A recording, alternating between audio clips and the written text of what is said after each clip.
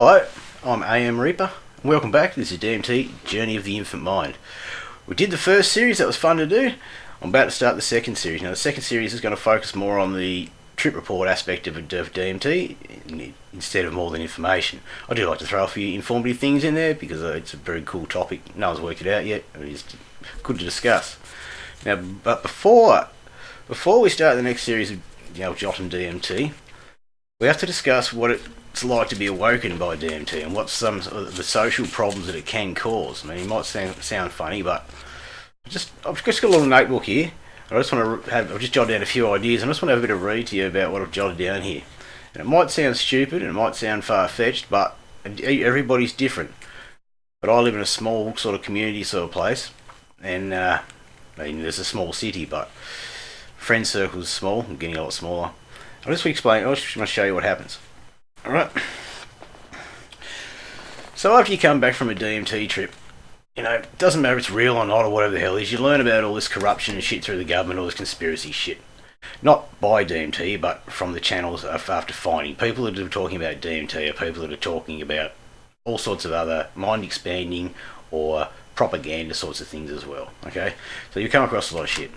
But you've got your fluoride in the water, and you've got your anti-cancer chemicals, and you've got your spraying in the skies and all this sort of stuff, and lies and bullshit, and government lying to the people, and all that sort of stuff. Once you smoke DMT, it's hard to switch that off. It is really annoying. Some people can and can't, but I'm sort of an obsessive type of person.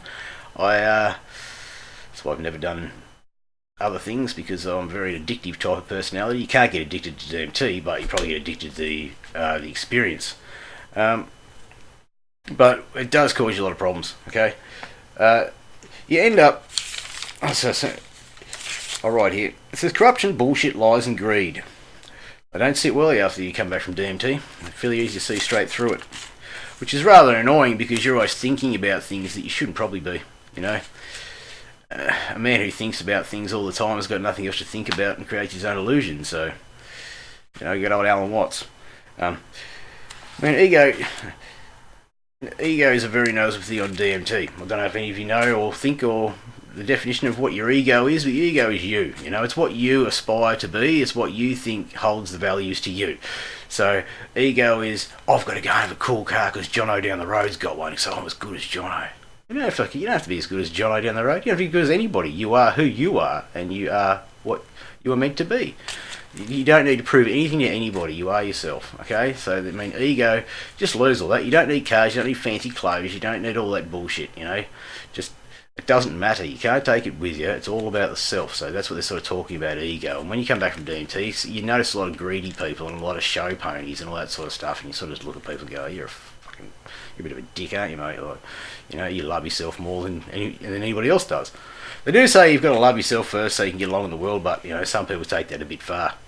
You know what I mean? Ego is how you identify yourself by what value and material possessions you have, or how others see you in regards to society and what they expect you to live up to be part of everything and have the tick of approval from other people. Okay? I'll start myself. Like, I started on these journeys and I started doing all these different things, and basically all I've done is alienate myself. I've learned a lot. I've seen more things than a lot of people would probably ever see in their lifetime. I've had some ridiculously far out experiences, especially with entheogenic substances over the years. I'm not a nutcase. I'm not crazy. I'm not a drug addict. I have used psychedelics previously to explore the religious nature of the vision of what the hell is going on. I just thought, all these people are following all these religions, all these people that have visions, how they do it. I explained that in the first, and that's what led me to DMT. Okay. Once you find DMT, though, there's not many other people that even understand what you're talking about. You try and tell them, your close mates, if they're not your really close friends, or they don't understand, or they're not like you, or you're not on the thinking path, you're just going to scare them off, and they're not. Most people are just going to look at you like you're fucking crazy. Okay. There are a few that might dibble and dabble and sort of come along the path with you, but most of them, 80% of those people that you will meet and you try and talk to about these things, just think you're a fucking lunatic, okay? They won't experience it. They'd rather stand on the other side of the fence and call you a lunatic than actually have a go themselves and then say, oh, gee whiz, this bloke actually might be onto something, or wow, that was crazy, or that was an experience, now I can see which like he is. I mean, DMT isn't the answer to everything. No one ever said it was. There's a lot of cultures and civilizations out there that use it and think it is the answer. But personally, I really don't think it is. No, I mean, I don't. It's an absolutely magical, far-out experience. I mean, people jump out of planes, people do this and whatever else. I mean, DMT is just jumping out of a plane times 10. You know, chuck a few hot laps in a Ferrari and then a few loops in a fighter jet, and yeah, it was like Joe Rogan once says. I laughed. You know, if aliens landed in the front yard, I'd be shitting myself. But it's not as much, not as scared as I was on DMT. Okay, it gives a whole new meaning to the word traumatic and scared chillers. Okay, it can be lovely and all the rest of it, but we're not here to talk about that. What we're here to talk about is what happens to you. Like, you alienate yourself from society by doing psychedelic drugs, basically, trying to tell people that you found the doorway to another place or another realm or another perception from taking a chemical. So I understand what it means and what it comes from and where the theory goes with all the resonance and the frequency, but 99% of people don't. Even those people you see on your phones all day, ayahuasca retreat, this, that, whatever else, I think I know. Like, and I don't think I know, but I know a lot more than a lot of people. And I just know, I don't know anything. I don't know where we came from. I don't know what it is. It doesn't answer those questions. So the questions that you want answered, I don't think anything's going to answer that. But I know a lot about the psychedelic experience, okay? And I don't have a biased opinion. I'm not following anybody. I'm on my own. I've got nothing to prove to anybody else except myself. I can't even talk about these things to my family. My wife, yes, I talk to her about it, drive her nuts. I've got a couple of close mates that still stuck by me that know that I'm not crazy. They just sort of understand where I'm coming from. And the rest of them, that's it. They don't want anything to do with you. They just think you're a fucking nutcase. And it really annoys me because you've got these people out there. I've got mates that are on meth and, you know, they're just fucking dickheads. And in respect. And here's me trying to better myself with, and they think you're worse than they are. So you got to be bloody careful who you talk to this stuff about, okay? Don't go talking about it to your workmates at work, around the table. I mean, most people don't even want to know anything about Elon Musk, you know? They look at you like a fucking nutcase when you start talking about Elon Musk and his artificial intelligence. I mean, which is really annoying. So what I'm trying to say is going down this path of these psychedelic adventures and trying to talk about different realms and prisms and I saw this and I did that, you're really making yourself look like a retard, okay? I know I'm doing it because I believe in it and I want to know. The only way humans are going to find anything out is to push the frontier of anything. So here I am. I did all this research, got to all this huge big collaboration of information, followed it all through, and found out that this was where we're at. Consciousness, they don't know what it is, they don't know where we're going with it, they're trying to put it into computers. You know, Elon Musk is talking about putting, you know, he's interfacing the human brain with computers. He's got a company that's nearly worked out how to do it. You know, he's just saying that they've got to get the upload-download capabilities correct, as in the bandwidth of the brain compared to electricity with computer signals, and they've worked it out. It's pretty fucking scary, really. But anyway, along with that bullshit, you're gonna pretty much turn most of your friends off. And most of the people that are around you. I've got a twin brother. I can't even talk about it with him. He doesn't want to know anything about it. And he used to smoke heaps of weed. He's a pretty cool dude, but he's got no interest in that at all. They just think you're crazy. He even offered to buy it off me one day, so I didn't. So I couldn't hurt myself or whatever else. You know, we're talking a few years ago now, but yeah, still these stigmas and things that people think of you still continue to this day. Hi, Dazza, if you're out there. You know who you are. He's a good bloke and he stuck by me. And Anthony. Thank you, Anthony. Two good mates of mine. And they are the best people out there. And they still, to this day, give me the time of day the way I am. Okay? So, I wasn't like this before. I'm not crazy. But I sound crazy when I talk to people that have got no idea what I'm talking about. Okay? And you'll do the same if you start going down the DMT. Even your mates that smoke weed with you or whatever else, they get sick of listening to your shit. Alright?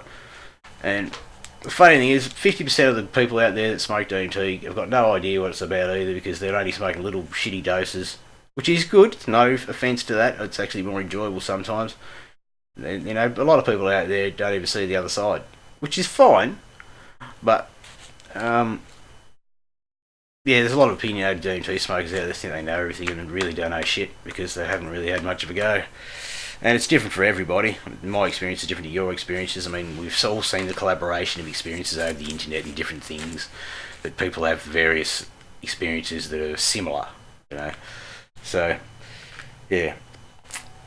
But we must never see, I've written here, we must never see the DMT experience but project the image that they know it all. But in reality, they know fuck all. They talk shit about DMT. I mean, these are the people that are trying to tick the old bucket list off by smoking DMT and say, wow, I did that. Yeah, well, that's a way to do it, but DMT is probably not something you should do that with. I've probably gone a bit far because I really wanted to get right into the aspect of the religious side of it, or, you know, well, not religious, but the mystic side of it. So keep DMT to yourself, unless you know you've got good friends, good mates that you can really talk to it about, and they'll probably be talking about behind your back how nuts you are. Okay? Don't talk about DMT in social settings. Most people might say they're interested, but again, they just thinking you're a fucking nutcase. And yeah, only talk about DMT to very, very, very like-minded people. Psychedelics aren't fun, right? If you're taking psychedelic and you're going, yay, this is good fun, woo, you didn't take enough, okay? Amphetamines, they're the fun, nasty drugs, alright? All that sort of shit. Nasty, fun, evil shit. Psychedelics can be fun, they can be magical, but they usually, you know, you're on the verge of yourself, you know, am I going to die, am I going to be fine, is everything alright? Like, you know, it's a completely different kettle of fish, okay? Okay, they're all about expansion and learning, psychedelics. They're nothing about having fun and rooting your ass off. Okay, so if you're going to embark on the DMT journey, keep it to yourself, right? Be prepared to battle with your own thoughts, because nobody else is really going to want to talk to you about it. And some of the things that you learn, or you might think you learn, or the ideas that you're tossing up around your head, there's no answers to these things at the moment. I mean, half the world hasn't even gone that far, so, you know, it's a pretty lonely journey. Okay, to go into. Yeah, I mean, you may think there's thousands of people that do this, yeah, maybe if you're in college, alright? But the average person as he embarks on the whole journey, man, I've nearly been through the whole thing, you know, like, started, found it all myself, found everything I needed, found everything, you know, I didn't have any books or things, people teaching me how to do these things. I had a good mate at the start who introduced me to the aspect of DMT, and then it was solo from there on in. Okay? So, I do regard myself as fairly knowledgeable in this subject. I don't care if you think I'm an idiot or whatever else. I'm here to try and help you, so you probably don't end up like me. Alright? Okay, I don't know. The answer, the questions that I had when I was going into DMT pretty much weren't answered, okay? They're the same questions you've got. Where am I? Why did I come here? What am I doing here? What's the meaning of it all? You know, that's the questions everybody's got. DMT won't answer those for you, okay? It'll just ask 5 million more questions. Wow, what was that? How's that possible? How can the eyes do this? How can light be created in the eyes and the visual cortex with no light? Or what's the different type of hallucinations you have? How are they created? Can you have hallucinations from external sources?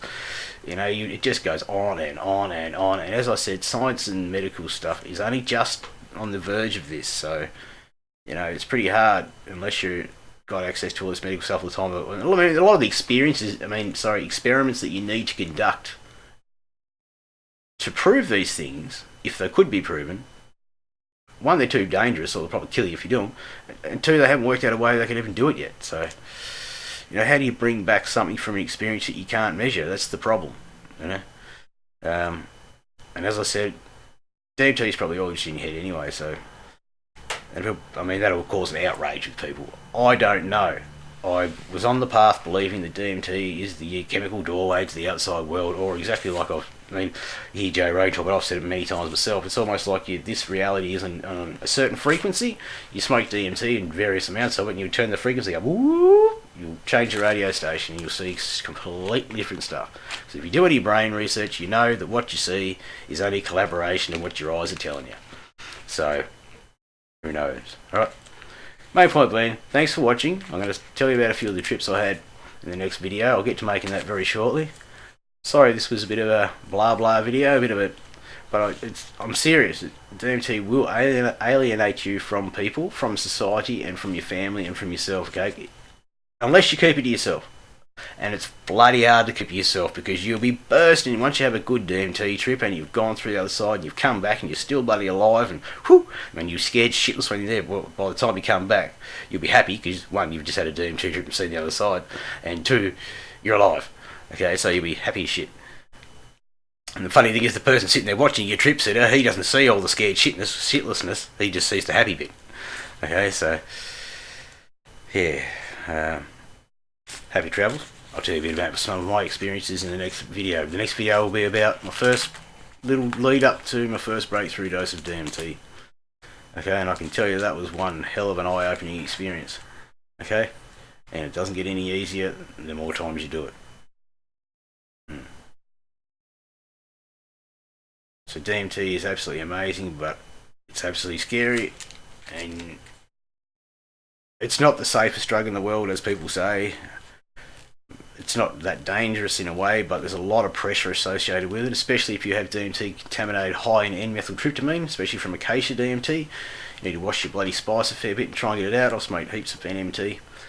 And it's good, but at high doses, NMT gives a lot more to the body load of DMT. And that body load contains pressure, and pressure is bad. You know, pressure can be bad for people with aneurysms or heart problems and stuff like that. People with weak veins, or as you get older, you can't smoke DMT to 100. You'll die. It will kill you. You can't.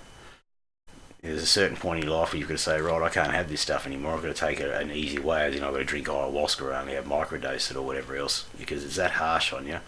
Your heartbeat will probably race up to around 160 beats a minute.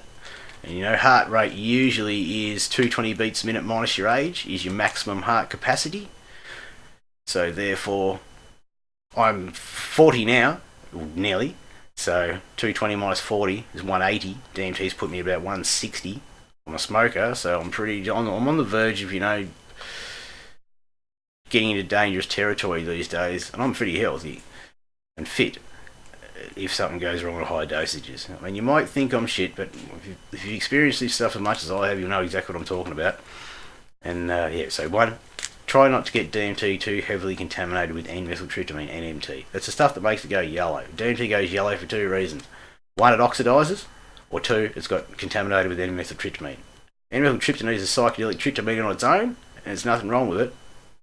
It's good shit. It synergizes with DMT perfectly, but it has a high body load. All right. Okay, there's huge big arguments on the internet about it, but it's true. Okay, there is associated body load with it, and there's probably a diminished DMT factor to your trip, because your receptors can only bind so much stuff to them at a time. They can only take so much shit. Doesn't matter if you smoke 500 buggy. Your brain can only handle so much DMT. So if a certain amount of that DMT that you're putting into your brain that's binding to the receptors is DMT/NMT, well, it is at a lower dose, but then you're getting a lower dose of DMT. But it's still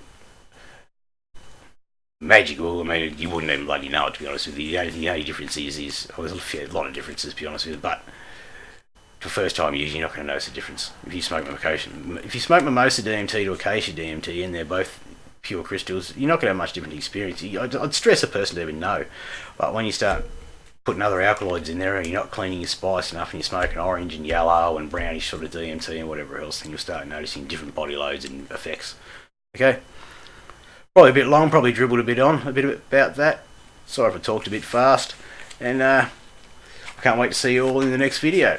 The stuff to get a bit exciting. I've got a few drawings there to show you about. I mean, I can't draw, but I've got a few pictures there to show you and try to explain to you about my first breakthrough dose of DMT. A bit of a funny story about how I led up to it. Alright then, guys, thanks for watching. The email's down the bottom there if you want to give us a bell. I'm quite happy to talk about anything with anybody on this subject, or psychedelics for that matter.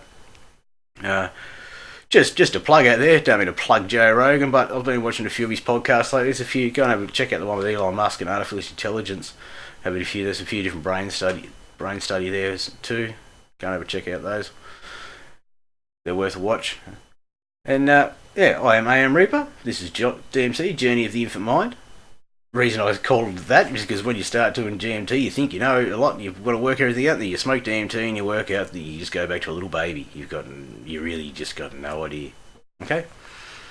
No worries at all. I'll just have a look at my notebook, see if there's anything left on here. So, I am Reaper once again. DMT Journey, the Information. Thanks for watching, guys.